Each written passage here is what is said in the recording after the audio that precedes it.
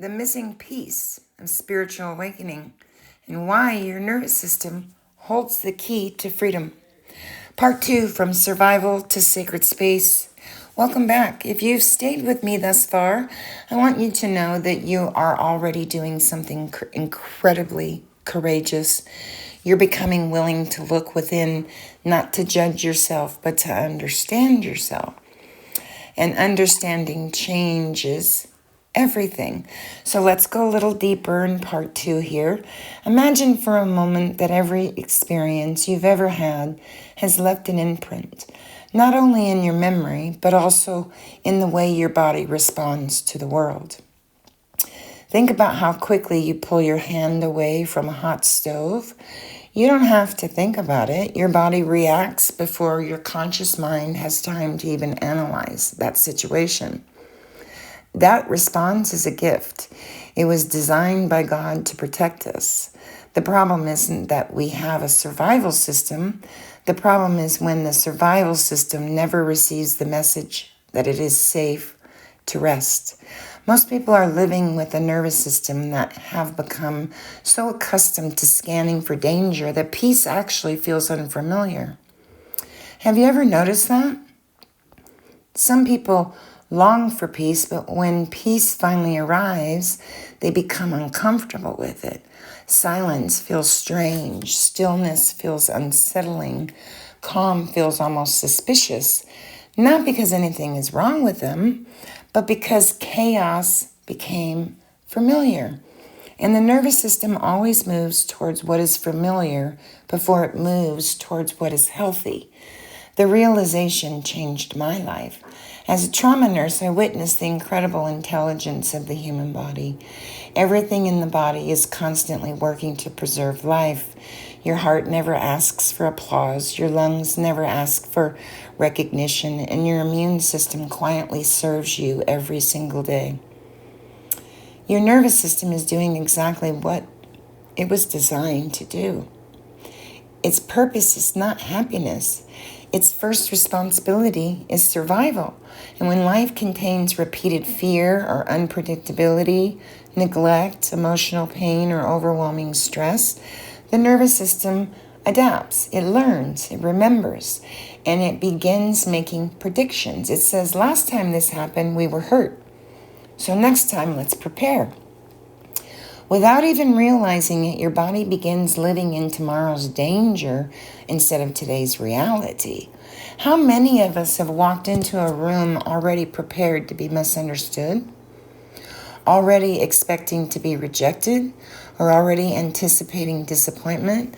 The event hasn't even happened, but the body is already responding as though it has. This isn't weakness, it's conditioning. And one of the most compassionate things we can do is to stop asking, why am I like this? And begin asking, what happened that taught my nervous system to believe this was necessary? Notice the difference? One question produces shame and the other produces understanding. And the healing always grows more easily in understanding than it does in shame.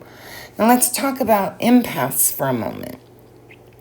Many people who identify as empaths believe they simply feel more deeply than others.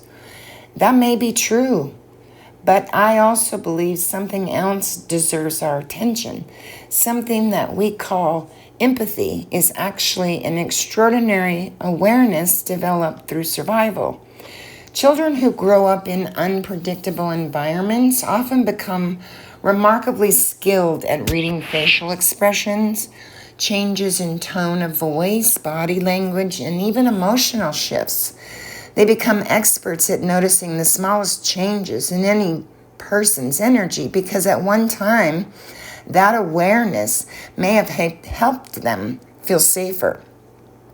That doesn't make the gift any less beautiful, but it does invite us to ask what part are we experiencing? Is it compassion? And what part of it is the nervous system that has learned to stay alert? There's two experiences can exist together. And as our nervous system heals, genuine compassion remains. Hypervigilance can begin to soften And to me, that's not losing your gift, that's allowing your gift to mature. One of the greatest insights of Carl Jung was that what remains unconscious continues to influence our lives. He encouraged people to become aware of hidden patterns within themselves rather than projecting them onto others. I find that wisdom deeply meaningful. And from my own spiritual perspective, awareness is only the beginning.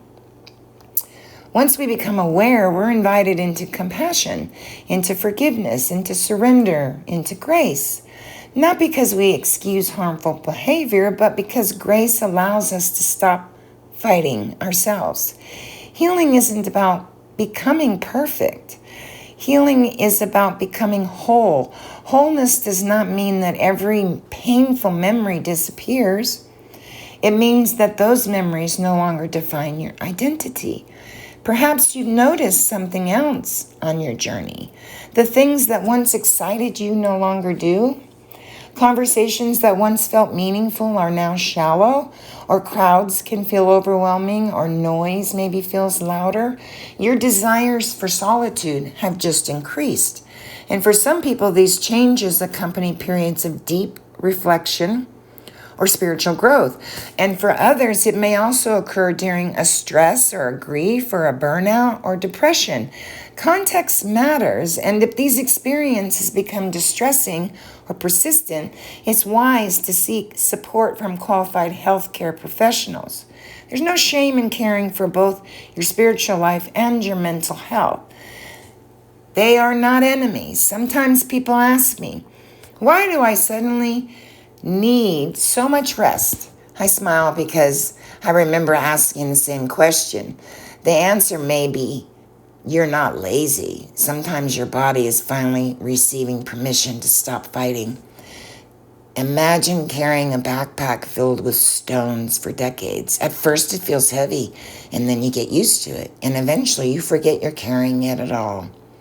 Now imagine someone's gently lifting that backpack from your shoulders. Wouldn't your body need time to adjust? Healing can feel like that.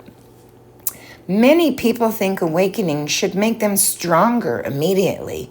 Sometimes awakening first reveals just how tired you've been, and there's a profound wisdom in allowing yourself to rest. Jesus often withdrew to quiet places. He stepped away from crowds, he prayed, he rested, and he was never in a hurry to prove himself. What if rest isn't the absence of purpose? What if rest is where purpose becomes clear? I believe many of us have confused constant activity with spiritual maturity, but love is never rushed. Wisdom is never frantic. Presence cannot be forced.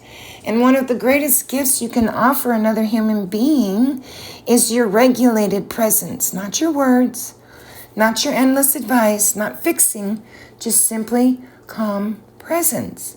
When someone feels safe in your presence, healing often begins before a single word is spoken. Did you know that?